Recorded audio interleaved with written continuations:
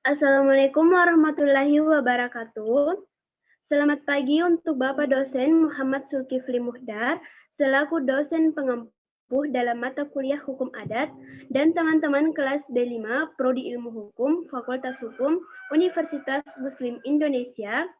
Perkenalkan, nama saya Ika Wahyuni Saleha, nomor stambuk 040 2020 0310. Saya di sini selaku moderator dalam presentasi virtual untuk mata kuliah Hukum Adat. Adapun materi yang kami angkat ialah Hukum Adat Perkawinan. Adapun beberapa subbab yang akan kami jelaskan di sini yakni apa pengertian perkawinan adat, 2. Bagaimana bentuk dan sistem perkawinan adat. Latar belakang. Perkawinan dalam masyarakat Indonesia adalah mutlak adanya dan merupakan hak asasi bagi setiap orang. Oleh karena itu, bagi suatu negara dan bangsa seperti Indonesia, maka perkawinan itu mutlak harus diatur dalam Undang-Undang Perkawinan Nasional, yang sekaligus menampung prinsip-prinsip dan memberikan landasan hukum perkawinan yang selama ini menjadi pegangan dan telah berlaku bagi berbagai golongan dalam masyarakat Indonesia. Perkawinan begitu penting dan bertujuan membentuk suatu keluarga yang bahagia dan kekal berdasarkan ketuhanan yang Maha Esa. Untuk itu, suami istri perlu saling membantu dan melengkapi agar masing-masing dapat mengembangkan kepribadiannya, membantu dan mencapai kesejahteraan spiritual dan material. Untuk materi subbabnya akan dijelaskan oleh teman saya.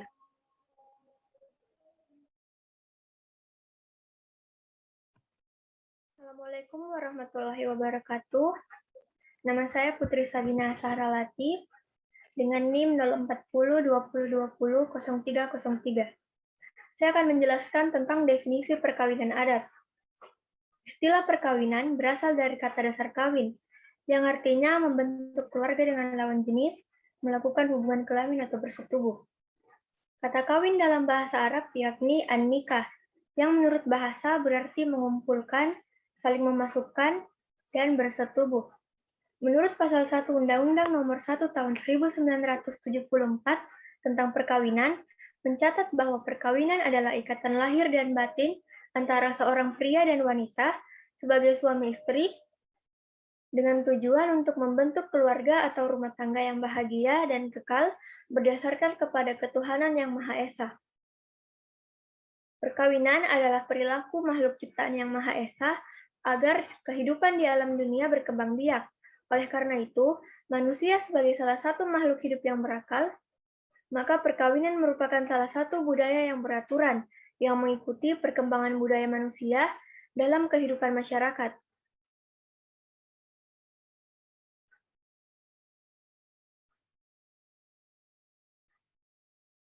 Asairin mengatakan bahwa menurut hukum adat, perkawinan adalah perbuatan-perbuatan magis yang bertujuan untuk menjamin ketenangan, kebahagiaan, dan kesuburan.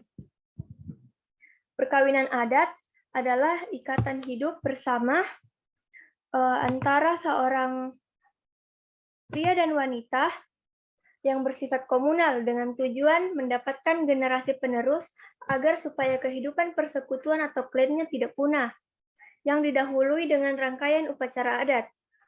Perkawinan adat merupakan suatu upacara perkawinan yang dibentuk, ditata, dan dilaksanakan berdasarkan aturan adat yang berlaku dalam setiap lingkungan masyarakat adat.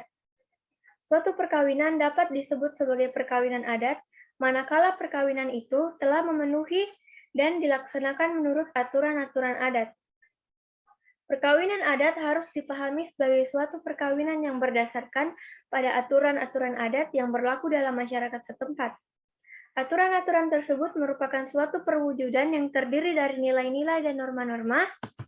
Nilai-nilai dan norma-norma itulah yang terrefleksi ke dalam bentuk tata kelakuan yang kekal dan dilaksanakan secara turun-temurun dari generasi ke generasi sebagai warisan budaya, sehingga dapat memberikan kekuatan dalam berintegrasi dengan pola perilaku masyarakat. Sekian dari saya, selanjutnya akan dilanjutkan oleh teman saya.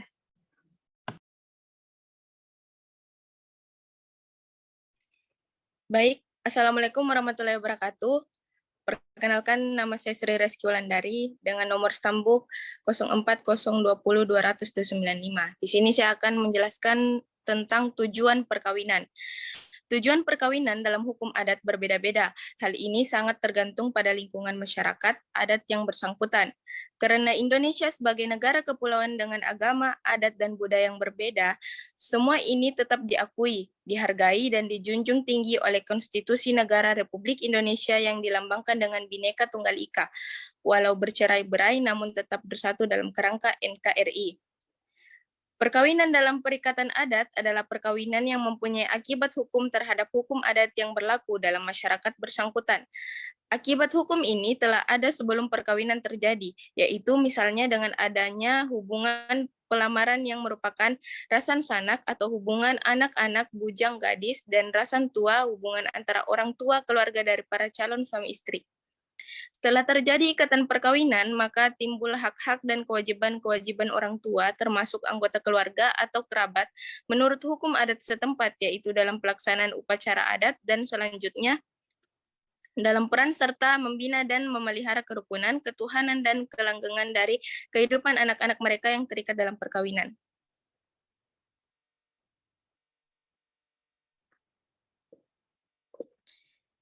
Hukum adat pada umumnya Indonesia, perkawinan itu bukan saja berarti sebagai perikatan perdata, tetapi juga merupakan perikatan adat dan sekaligus merupakan perikatan kekerabatan ketetanggaan. Jadi terjadinya suatu ikatan perkawinan bukan semata-mata membawa akibat terhadap hubungan-hubungan keperdataan, seperti hak dan kewajiban suami istri, harta bersama, kedudukan anak, hak dan kewajiban orang tua, tetapi juga menyangkut hubungan-hubungan adat, istiadat, kewarisan, kekeluargaan, kekerabatan, dan ketetanggaan, serta menyangkut upacara-upacara adat dan keagamaan.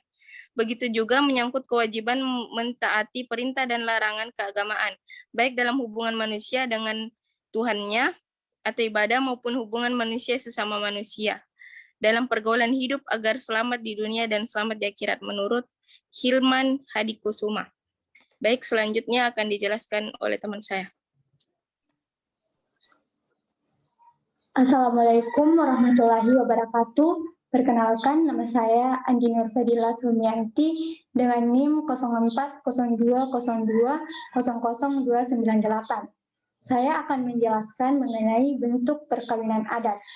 Bentuk perkawinan adat yang pertama yaitu perkawinan jujur pada masyarakat patrilineal atau birth gift marriage. Bentuk perkawinan jujur adalah perkawinan yang dilakukan dengan pembayaran jujur dari pihak laki-laki kepada pihak perempuan. Pada perkawinan ini, pihak laki-laki harus menyerahkan sesuatu yang disebut jujur kepada pihak keluarga pengantin perempuan dengan tujuan melepaskan calon pengantin perempuan tersebut dari keanggotaan klan orang tuanya untuk dimasukkan ke dalam klan pengantin laki-laki. Pemberian jujur diwajibkan untuk mengembalikan keseimbangan magis yang semula menjadi goyah karena terjadinya kekosongan pada keluarga perempuan yang telah pergi karena menikah tersebut. Sistem jujur tersebut tidak lantas kemudian dipahami sebagai pembelian, tetapi menurut hukum adat yang murni, maka jujur dimaksudkan sebagai suatu penggantian bahwa kedudukan gadis dalam pengertian religio magis kosmis. Dalam menjaga keseimbangan dalam suatu keluarga, maka anak gadis yang dikawinkan diganti dengan suatu benda dalam memaknai religio magis kosmis. Kawin jujur mengandung 3 pengertian. Yang pertama, pada sisi yuridis, yaitu akan terjadi perubahan status. Kedua, pada sisi sosial politis, yaitu perkawinan tersebut akan mempererat hubungan antar kerabat, hubungan kekeluargaan, dan menghilangkan permusuhan. Dan yang ketiga, dari sisi ekonomis, yaitu adanya pertukaran barang. Benda yang dapat dijadikan sebagai jujur biasanya benda-benda yang memiliki kekuatan magis. Perkawinan ini dapat dijumpai pada masyarakat patrilineal, baik yang murni maupun yang beralih-alih. Ciri-ciri umum perkawinan jujur adalah patrilokal, artinya istri wajib bertempat tinggal di kediaman suami atau keluarga suami. Selain itu, perkawinan jenis ini bersifat eksogami, yaitu larangan untuk menikah dengan warga yang seklan atau semarga. Sekian dari saya, penjelasan selanjutnya akan dilanjutkan oleh teman saya. Perkenalkan, nama saya Dinova Nabila Tonra, NIM 0402000297. Saya akan menjelaskan materi yang kedua mengenai bentuk perkawinan adat. Bentuk perkawinan adat dibagi menjadi 3. Yang pertama, bentuk perkawinan jujur yang dijalankan pada masyarakat patrilinear, bentuk perkawinan semendo yang dijalankan masyarakat matrilinear, dan bentuk perkawinan pada masyarakat bilateral. Saya sendiri akan menjelaskan mengenai perkawinan semendo pada masyarakat matrilinear, yaitu sebagai penyimpangan dari perkawinan jujur ini terjadi di Sumatera Selatan. Perkawinan semendo pada hakikatnya bersifat matrilokal, yang berarti istri tidak wajib untuk bertempat tinggal di kediaman suami. Dalam perkawinan ini biasa dijumpai dalam keadaan darurat, di mana perempuan sulit mendapatkan jodoh dikarenakan laki-laki tidak memberikan pembayaran jujur. Bentuk perkawinan semendo ini dianut oleh masyarakat matrilinear yang bertujuan secara konsekuen melanjutkan keturunan pihak ibu, seperti di Minangkabau dan berlaku juga di daerah Rejang Lebung Bengkulu yang susunan kekerabatannya beralih-alih menurut perkawinan orang tua. Perkawinan semendo dalam bentuknya dibagi menjadi 2, yaitu kawin semendo sebagai suatu keharusan dan sebagai suatu penyimpangan. Perkawinan semendo sebagai suatu keharusan dijalankan pada masyarakat matrilinear Minangkabau, sedangkan penyimpangan terdapat pada masyarakat patrilinear yang seharusnya perkawinan itu dijalankan secara kawin jujur, yaitu sebagai untuk melanjutkan keturunan dari pihak laki-laki atau bapak. Hal ini terjadi apabila dalam suatu rumah tangga tidak mempunyai keturunan anak laki-laki, sehingga dilakukan berbagai cara, yaitu poligami, mengangkat anak, atau salah seorang dari anak perempuan dikawinkan menurut kawin semendo. Selanjutnya akan dijelaskan oleh rekan saya. Baik, Assalamualaikum warahmatullahi wabarakatuh. Perkenalkan, nama saya Dia Dea Mutiara Sufyan, Stanbook 040202000307. Perkawinan pada masyarakat bilateral, action marriage. Pada masyarakat bilateral, anak perkawinan melanjutkan keturunan baik dari pihak bapak maupun dari pihak ibu. Pada masyarakat bilateral ini tidak dikenal persoalan tentang eksogami ataupun endogami. Karena itu, pada masyarakat bilateral pada dasarnya orang bebas untuk kawin dengan siapa saja. Yang menjadi halangan hanyalah ketentuan-ketentuan yang timbul oleh kaidah-kaidah kesusilaan dan agama. Bentuk perkawinan masyarakat bilateral atau kawin bebas tidak menentukan secara tegas di mana suami atau istri harus tinggal. Hal ini tergantung pada keinginan masing-masing pihak, yang pada akhirnya ditentukan oleh konsensus antara pihak-pihak tersebut. Pada dasarnya, perkawinan yang keibu-bapaan tidak ada keharusan untuk eksogami atau endogami. A. Perkawinan mentas. Yang dimaksud dengan perkawinan mentas, mencar Jawa, adalah bentuk perkawinan di mana kedudukan suami istri dilepas dari tanggung jawab orang tua atau keluarga kedua belah pihak untuk dapat berdiri sendiri membangun rumah tangga yang bahagia dan kekal. Dalam pelaksanaan perkawinan mentas ini, yang penting adalah adanya persetujuan kedua orang tua atau wali dari pihak laki-laki dan perempuan yang bersangkutan. Begitu pula adanya persetujuan dari pihak laki-laki dan perempuan yang akan melakukan perkawinan tersebut.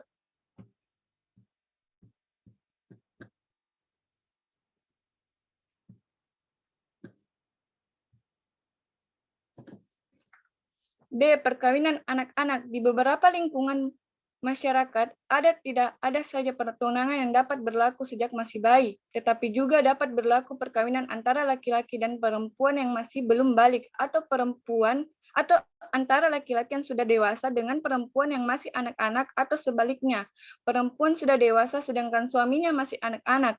Jadi di beberapa daerah perkawinan anak-anak merupakan yang tidak dilarang seperti di kalangan masyarakat adat daerah Kerinci, Jambi, Toraja, Sulawesi Selatan, di Pulau Rote, Nusa Tenggara Timur, kecuali di Bali adalah merupakan perbuatan yang dilarang dan bagi yang melakukannya dapat hukuman.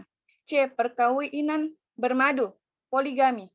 Hampir di semua masyarakat adat terdapat perkawinan bermadu, di mana seorang suami dalam suatu waktu yang sama mempunyai beberapa orang istri. Misalnya dikenal adanya istilah istri ratu, patmi, Solo Jawa, dan istri selir, Domangga, Pulau Sawu. D. Perkawinan campuran. Perkawinan campuran adalah perkawinan antara laki-laki dan perempuan yang berbeda keanggotaan masyarakat hukum adatnya. Sekian dari saya, baik materi dilanjutkan oleh teman saya. Assalamualaikum warahmatullahi wabarakatuh. Perkenalkan, nama saya Inserihul Wakian, nomor stambu 040 20 200 300. Saya akan menjelaskan tentang sistem perkawinan adat. Sistem perkawinan adat terbagi atas 3, yaitu sistem endogami, sistem eksogami, dan sistem heterogami. Sistem endogami. Endogami yaitu perkawinan dilakukan dalam lingkungan rumpun antara anggota yang satu lelaki dengan perempuan dari anggota yang lain, tetapi perkawinan tidak dilakukan di luar rumpun. Dalam sistem ini, orang hanya diperbolehkan kawin dengan seorang dari suku keluarganya sendiri. Kawin endogami merupakan suatu anjuran yang berdasarkan pada kepentingan persatuan dalam hubungan antar keluarga, supaya dapat mempertahankan tanah tetap menjadi milik lingkungan sendiri atau milik rumpun. Sistem ini masih terlihat dalam masyarakat hukum adat di daerah Toraja. Sistem eksogami. Dalam sistem ini, orang diharuskan kawin dengan orang di luar sukunya sendiri. Namun demikian, seiring berjalannya waktu dan berputarnya zaman, lambat laun mengalami proses perlunakan sedemikian rupa, sehingga larangan perkawinan itu diperlukan hanya pada lingkungan kekeluargaan yang sangat kecil saja. Sistem ini hanya dijumpai di daerah Tapanuli, Alas Minangkabau. Sistem heterogami. Pada sistem ini tidak mengenal larangan-larangan apapun atau batasan-batasan wilayah seperti halnya pada endogami dan eksogami. Sistem ini hanya menggunakan berupa larangan-larangan yang berdasarkan pada pertalian darah atau kekeluargaan atau nasab. Turunan yang dekat seperti ibu, nenek, anak kandung, cucu, dan saudara kandung, saudara bapak atau ibu, seperti di dalam masyarakat hukum adat di Aceh. Sistem ini dapat dijumpai hampir di seluruh masyarakat Indonesia. Terima kasih.